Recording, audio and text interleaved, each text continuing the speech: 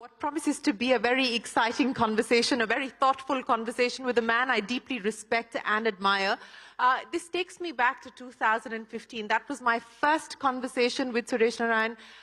He literally landed in India in the middle of a storm, the Maggie storm. There was all kinds of things being said about a brand that India and the world have trusted and relied and depended on for decades. And suddenly there was a reputational issue. There was an issue of how do you deal with the regulator. There was an issue of how you deal with state governments. There were bans. And of course, there was the customer's trust that had to be reclaimed. And I remember walking into that room when we were going to do that interview, wondering whether he is going to be open, he is going to communicate and articulate and acknowledge the problem and then give me some sense of what the road ahead looks like. And I was pleasantly surprised because he did all of that and more. It was a very, very forthright, direct and honest conversation. And I'm hoping for that to continue here today. So once again, thank you very much on behalf of CNBC-TV18 for joining us here this evening, sir. You know, before I talk to you about your leadership strategy as well as your strategic vision for Nestle, let's address the issue at hand when we are talking about India and its aspiration to become a $10 trillion economy. And I want to talk to you about the consumption story and the consumption engine. Recently, Bloom Ventures put out a report which articulates that India is really a market of India One, which is the 15,000 per capita market, the 30 million households that really drive consumption. Then there's India Two at about 3,000 per capita, which is the aspirational India. And there's India Three with no discretionary capacity and no discretionary power. That's the 1 billion in India Three. As you look at the consumption trends today, as you look at this aspirational target of 10 trillion, what do you believe will drive consumption going forward? Thank you, Shereen. Thank you very much for having me here. And memory goes back to my first interview with you, and that was my first public interview, actually. Yes. So therefore, you introduced me to this world of media in some sense. Coming to consumption, you know, I've always been an optimist of consumption in this country. I mean, whether it is 58% or 61% or 62%. I don't think is fundamentally the issue, and these are blips in a long saga that we will have. For a company like Nestle, for me, the so-called middle and upper middle class is definitely an important part of my consumption story. That has been strong, that has been resilient, and that has been receptive to premiumization and also to improvements and new tastes and new deliveries that's happening. There is a belly of the market that seems to be hurting in some places. It's not a uniform issue. I mean, rural, for example, has not been as strong as it might have been. For us, it's a smaller play, but nevertheless, it has been a growth play for us. We have still grown, but albeit a little lower than what we have grown in the past. I think the fundamental issue on consumption, where it is hurting today, is because of food inflation. I mean, I would say from my perspective.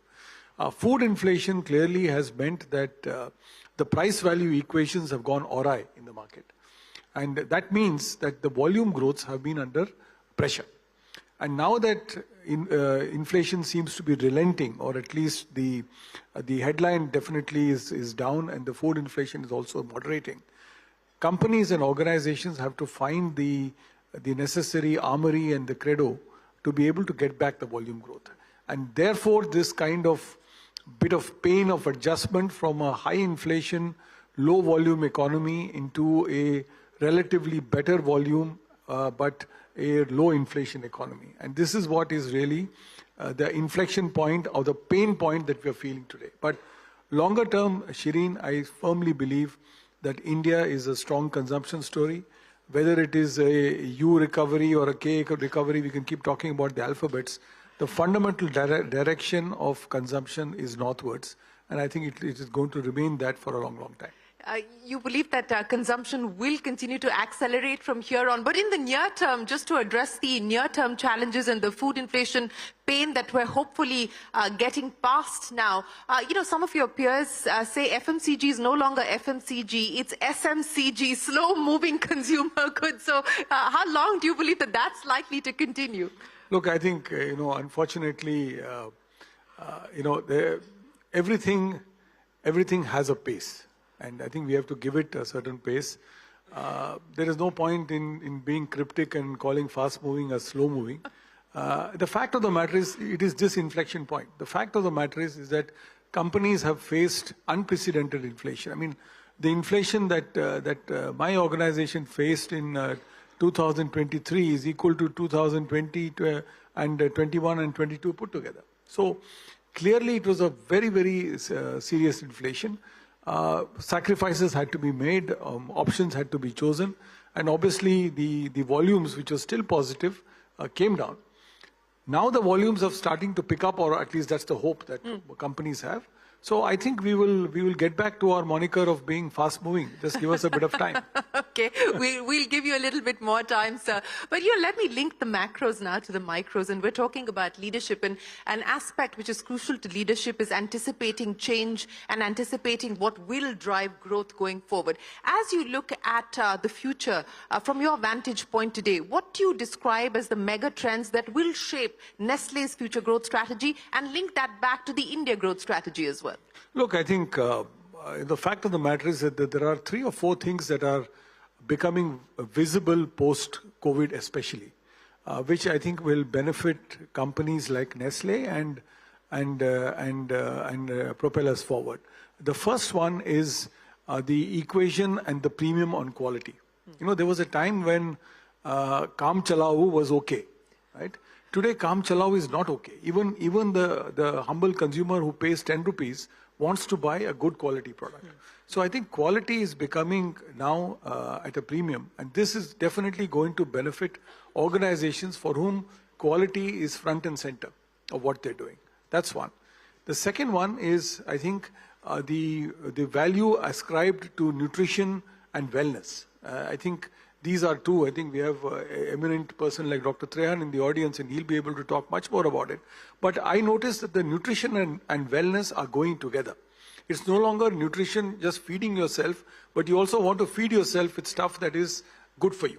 So nutrition and wellness is becoming a clear opportunity for us, and that is being leveraged by many organizations.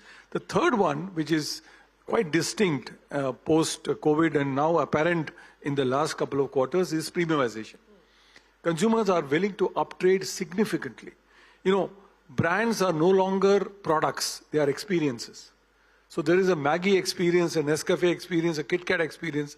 I keep telling my people that we are no longer dealing with products, we're dealing with experiences, which means that premiumization is becoming an important aspect of the story. And the fourth one, which is very interesting, is that there is a grand unification of aspiration with availability.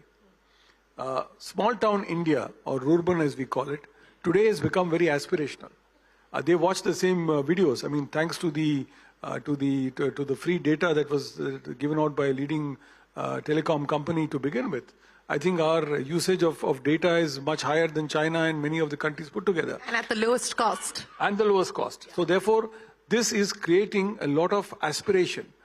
The young fellow in Hathras or in Hapur or any of these places is saying, "Bhai, main kaun sa alag hu?" I should be having the same kind of brands.